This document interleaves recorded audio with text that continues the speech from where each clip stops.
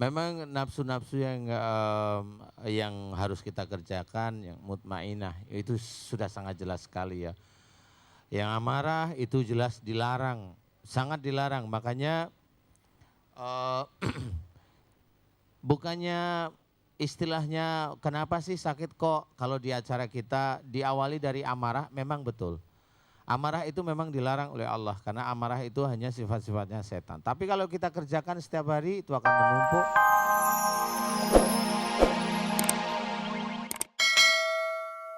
Tapi masih juga terasa sakit. Sehingga sholat saya kebanyakan jadi sering duduk. Nggak bisa, kalau udah 2 rakaat berdiri, naik lagi yang kedua, yang ketiga, keempat saya udah nggak sanggup. Oh, sakit apa susah? Ya susah sama susah sakit jadi satu ya. Sakit. Oh iya. Yang sebelah kanan kiri dua-duanya Bu? Yang waktu itu kiri Pak, terus sekarang dua-duanya. Jadi itu namanya nggak boleh iri-irian namanya. Oh. Kalau yang kiri sakit, yang kanan minta sakit juga. Ya sudah Ibu siapa namanya? Rahmi Maryam. Ibu Rahmi, ini dulu hubungannya dengan kalau Ibu mengatur di dalam rumah tangga, ini hubungannya mengatur di dalam rumah tangga, entah sama anak, entah sama suami. Seringnya dulu Ibu itu kalau mengatur itu ada kejengkelan, ada emosi, walaupun Ibu diem. Kalau nggak cocok itu marah sih tapi diem. Iya betul Pak. Ngatur anak, ngatur suami nggak cocok diem. Marah di sini tapi nggak ngomong. Apakah seperti itu Ibu? Iya dulu waktu suami saya masih ada Pak. Iya, sudah tidak ada. Sekarang sudah nggak ada ya? Nggak ada. Ya sudah nggak apa-apa, tinggal didoain aja.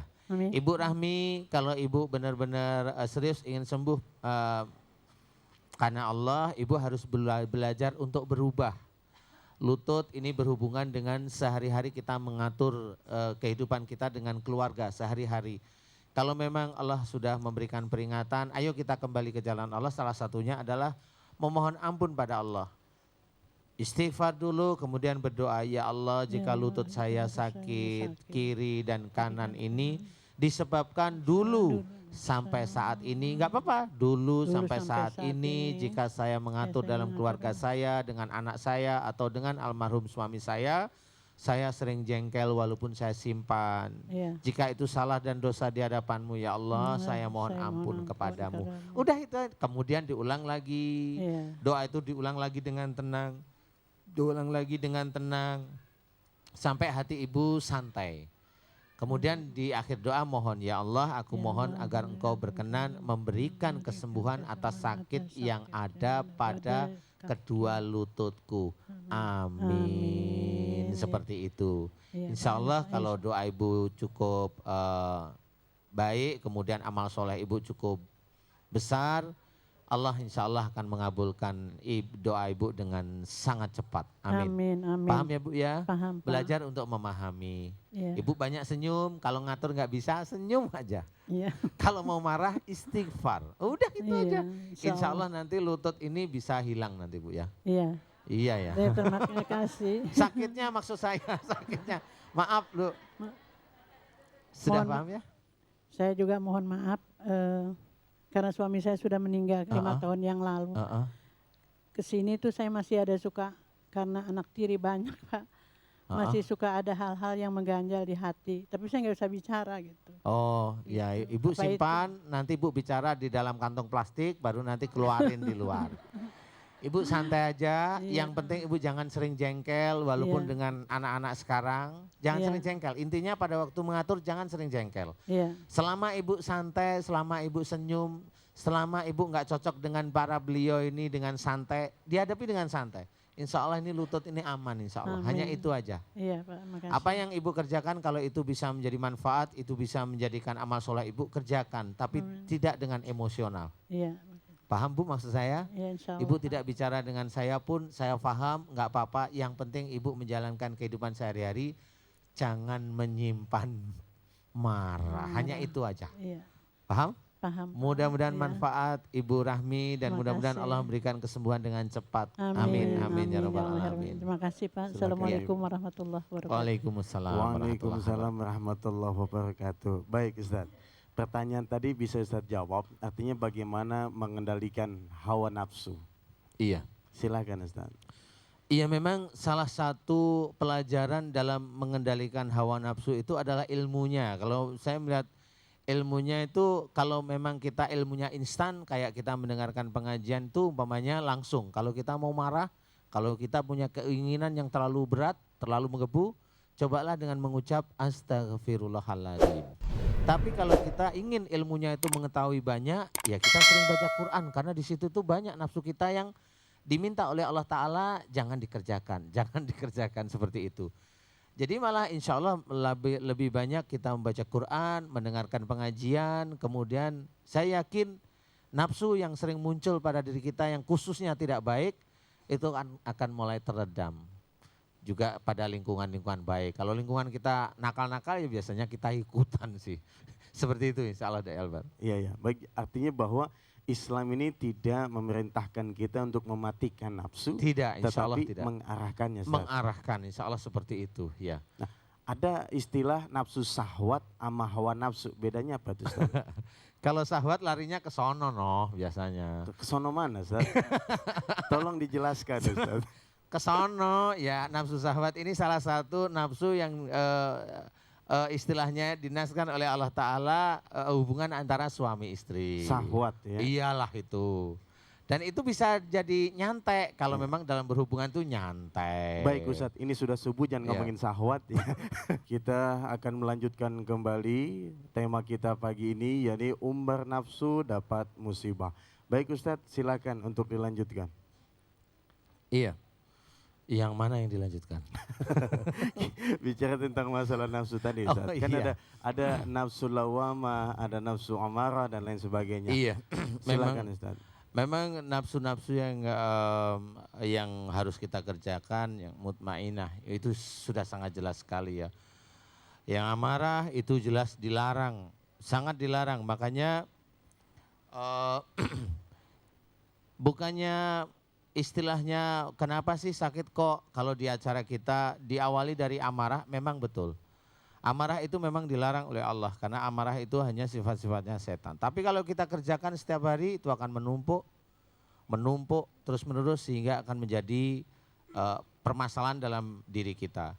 Kalau sudah Allah menginginkan kita mau kembali ke jalan yang baik lagi, benar lagi, ya Allah memberikan peringatan.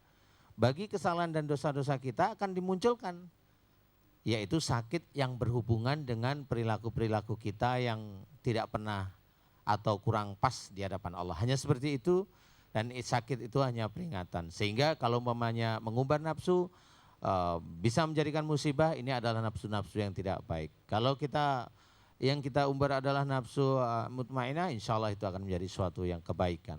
Baik Ustaz, pemirsa yang dicintai Allah Subhanahu wa Ta'ala, adalah kita sudah sampai di segmen akhir dan pastinya kita minta kepada Allah semoga hari ini dan apa yang kita lakukan menjadi satu kebaikan untuk kita semua, dan kita yang perturutkan adalah hawa nafsu yang baik, kita tinggalkan satu nafsu yang tidak baik untuk kita, sebab Allah akan berikan banyak musibah kepada kita. Baik pemirsa, silakan kita akan berdoa dan insya Allah akan dipimpin oleh guru kita Ustaz Danu. Pemirsa yang di rumah bisa mengangkat tangan, mengaminkan penuh dengan keyakinan, keikhlasan semata-mata karena Allah Subhanahu wa Ta'ala. Silakan Ustaz. Terima kasih Dai Albar.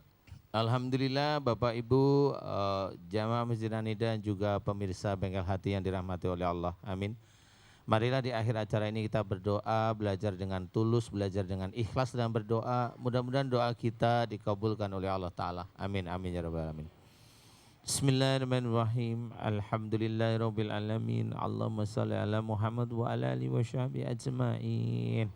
Ya Allah ya Ghaffar, Engkaulah yang Maha Pengampun atas kesalahan dan dosa-dosa kami. Ampunilah dosa yang sering kami lakukan sejak akhir balik hingga saat ini ya Allah. Ampunilah dosa yang kami lakukan dari dosa kecil hingga dosa yang cukup besar di hadapan-Mu ya Allah. Ampunilah dosa yang sering kami lakukan kepada suami kami ya Allah.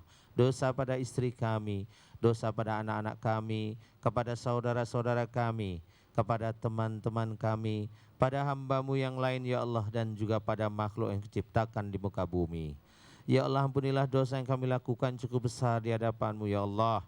Ampunilah dosa yang kami lakukan pada ibu dan ayah kami. Astaghfirullahaladzim. Ya Allah, ampunilah kesalahan dan dosa yang kami lakukan kepada ibu dan ayah kami ya Allah, dari lisan dan perbuatan zalim kami kepada beliau ya Allah. Astaghfirullahaladzim. Ya Allah, kami mohon agar Engkau ampuni kesalahan dan dosa ibu dan ayah kami yang kami sayangi ya Allah. Ya Allah, ampunilah kesalahan dan dosa guru-guru kami ya Allah. Ya Allah, ampunilah kesalahan dan dosa-dosa kami jika kami sering melanggar apa yang ada dalam Al-Quran dan Sunnah Rasul-Mu ya Allah, amin. Ya Allah, alhamdulillah Engkau telah menitipkan iman dan takwa di dalam hati kami. Alhamdulillah Engkau telah mengizinkan kami menjalankan syariat-Mu yang ada dalam Al-Quran dan Sunnah Rasul-Mu ya Allah, amin. Ya Allah, alhamdulillah Engkau telah banyak memberikan kami nikmat dan rizki ya Allah, sehingga kami tidak mampu menghitung nikmat dan rizki yang Kau berikan kepada kami. Ya Allah, jika kami banyak salah dan dosa, sehingga Engkau berikan kami peringatan, musibah dan sakit, kami mohon ampun kepadamu ya Ghafar. Dan kami mohon agar Engkau berkenan menyembuhkan sakit yang ada pada diri kami ya Allah, dan juga melepaskan peringatan serta musibah pada diri kami ya Allah, amin. Ya Allah, jika di antara anak-anak kami sakit karena kesalahan dan dosa-dosa kami bagi orang tuanya ya Allah, kami mohon ampun kepadamu ya Ghafar. Dan kami mohon agar Engkau berkenan menyembuhkan sakit pada diri anak kami ya Allah ya Salam, agar kami sekeluarga lebih sujud padamu ya Allah, amin. Amin ya Rabbal alamin. Ya Allah, jauhkanlah kami dari godaan syaitan yang Kau kutuk. Jauhkanlah kami dari kejengkelan, kemarahan, iri, dengki dan kesombongan yang senantiasa ada dalam hati kami. Ya Allah, dekatkanlah kami dengan kesabaran-Mu ya Allah. Dekatkanlah kami dengan orang-orang yang soleh ya Allah, amin. Ya Allah ya Razak, mudahkan kami dalam mencari rizki yang halal dan thayyib di muka bumi ini ya Allah, agar hati kami tenang dan tentram ya Allah, dan sebagian kami berikan di jalan-Mu ya Allah, amin. Ya Allah, ya Rahman ya Rahim, mudahkanlah kami dalam menyelesaikan persoalan-persoalan duniawi kami ya Allah, dan mudahkanlah kami dalam belajar akhirat kami ya Allah, amin. Ya Allah, kami adalah hamba-Mu yang masih hina di hadapan-Mu ya Allah. Kami senantiasa membutuhkan bimbingan dari-Mu ya Allah. Ya Allah ya Fattah, mudahkan kami dalam belajar kebenaran yang ada dalam Quran dan Sunnah Rasul-Mu ya Allah, amin. Sehingga kami bisa menjalankan syariat Islam dengan istiqamah, amin. Ya Allah, hanya kepadamu lah kami menyembah, dan hanya kepadamu lah kami meminta pertolongan. La ilaha illallah Muhammadur Rasulullah. Rabbana atina fid dunya hasanah wa fil akhirati hasanah wa qina adzabannar. Walhamdulillahi rabbil alamin. Meningkatkan iman, mendapat nikmat. Terima kasih, mohon maaf lahir dan batin. Billahi taufiq wal hidayah. Wassalamualaikum warahmatullahi wabarakatuh.